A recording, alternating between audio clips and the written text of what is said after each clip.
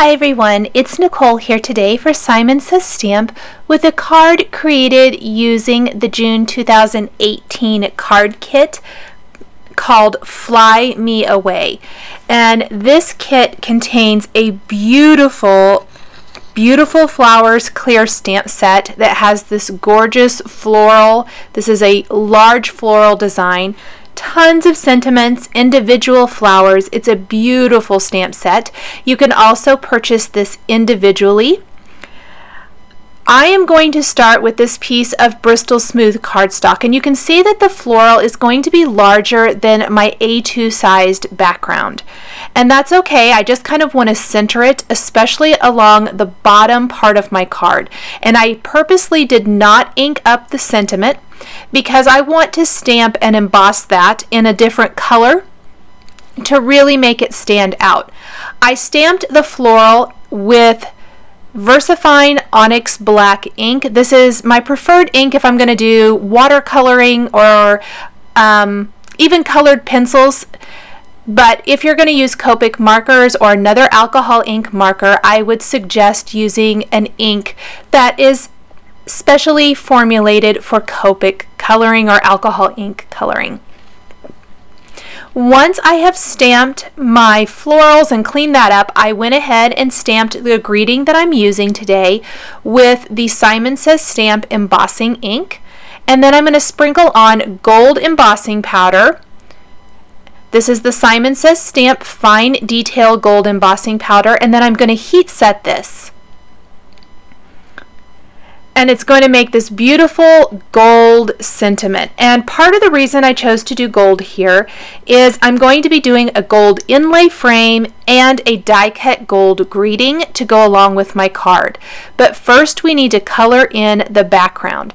And today I decided to use some markers that I don't use a lot, but I kind of forget about them, I guess, but when I pull them out, I always love using them. Today, I am using the Tombow dual brush markers. These are water-based markers, meaning they are going to be great for kind of a watercoloring effect, which is what I'm going to do here.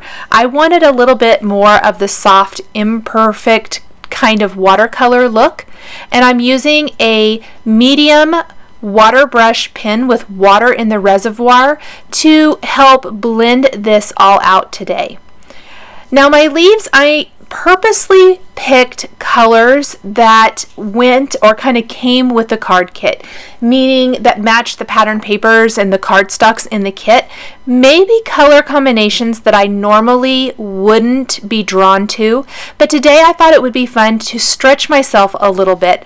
And I am using some kind of mint colors for the leaves, and then purples, a blue color combination, and a kind of yellow-orange color combination. And that's kind of the colors that I'm using. And again, pulled directly from that pattern paper that is included in the kit that I'm not using on this card, but very, very much inspired by it. It's I believe it's called the Motoscrap Fly and Scrap 6x6 paper pack. Beautiful pattern papers. And then I laid down my dark and light colors, and I'm really just watercoloring. No perfect here, just blending out to kind of get rid of some of those harsh coloring lines that I had from laying down my colors initially.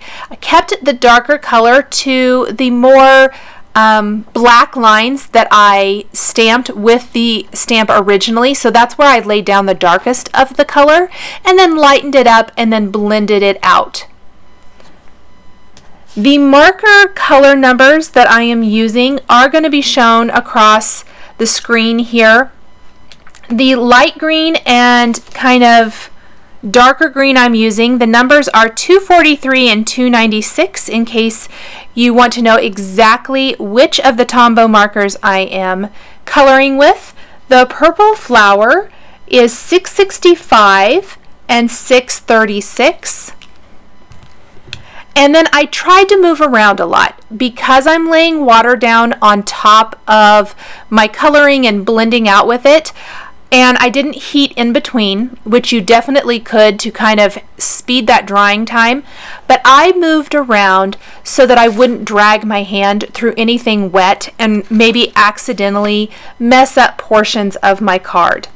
The blue colors I'm using are 493 and 491. I really, really love the blue color combination and also the mint color combination. And blending this out again, being really careful, trying not to touch any of that purple. Once I color in this blue flower, I'm going to skip over to the other side, again, to keep my hand out of anything that might be wet. I'm purposely leaving the centers of the flowers until later. So if I am doing it this way and keeping my hand out of the wet ink, I usually flip my paper around. So sometimes my paper and my project will be upside down. Again, laying down, this flower I definitely wanted to be more yellow, but in order to kind of achieve that and get some of those darker colors down near the base of the petals, I like to use orange and yellow. Orange is 933 and the yellow is 055.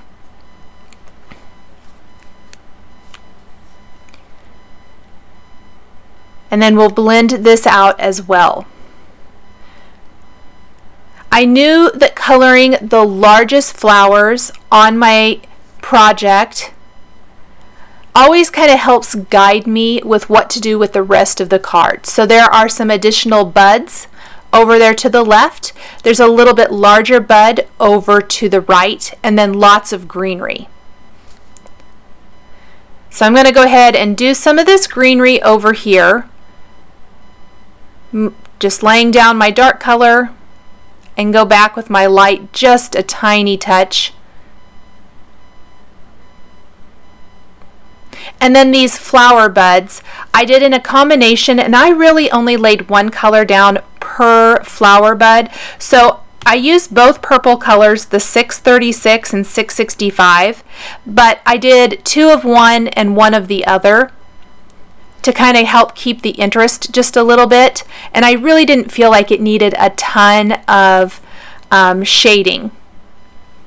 The water really helps kind of blend that out and give it the ombre effect. And we're going to fill in the leaves over here on this side really fast. Go ahead and fill in that last flower bud too that's peeking out. Now I left a few places on my flowers white, intending to go back and blend them out. I couldn't decide if I wanted to try to do them a lot darker, lighter, or what. Ends up, they really just kind of blended into the rest of the flower, and I just need to fix that on both the purple and the blue flower. I'll do that one here in a minute.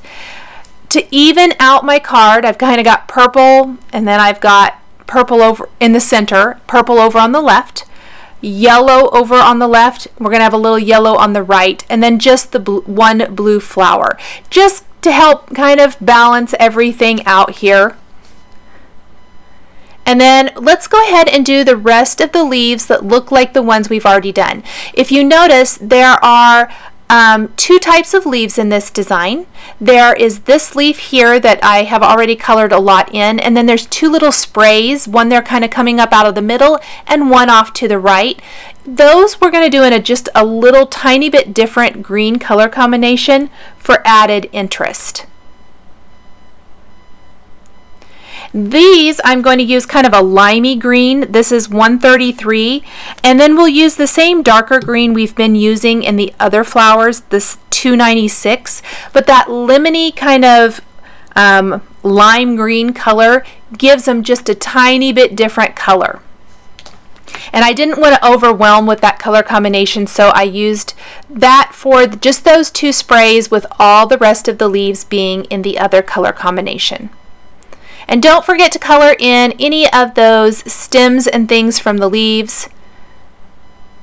You could even use the bullet tip of your marker. It might help get into those little fine detail places a tiny bit easier. So we've got our flower centers left.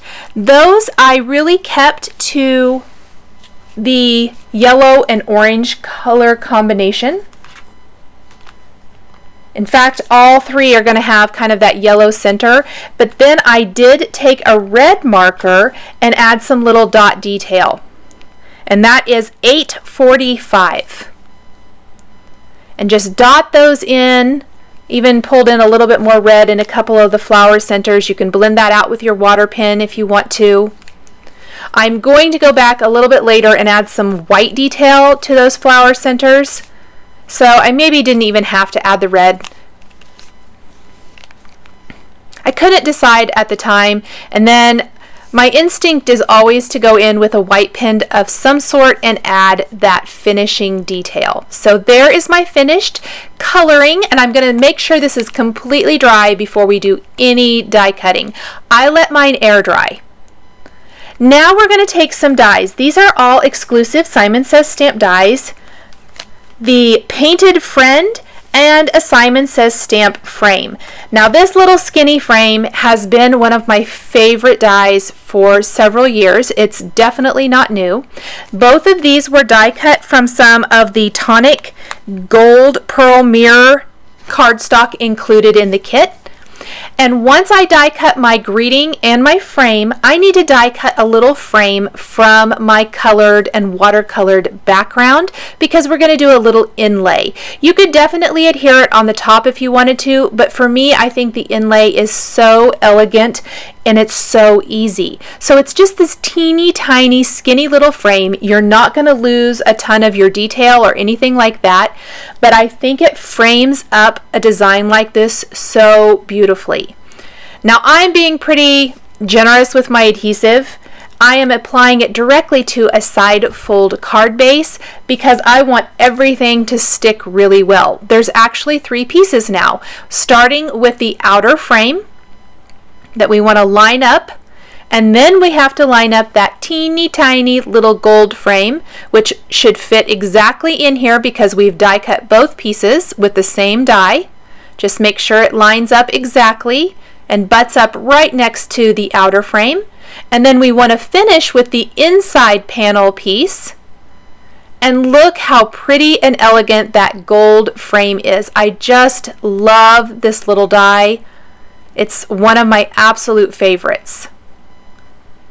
I have a little adhesive on the edge I'm going to trim off with my scissors, and I use that Teflon bone folder to get a nice crease on the card.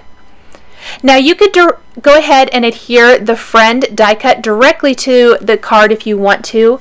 I tend to like to use some foam adhesive. So I've got a little foam adhesive that has stick it on both sides that I went ahead and ran through my die cutting machine again with that Painted Friend die.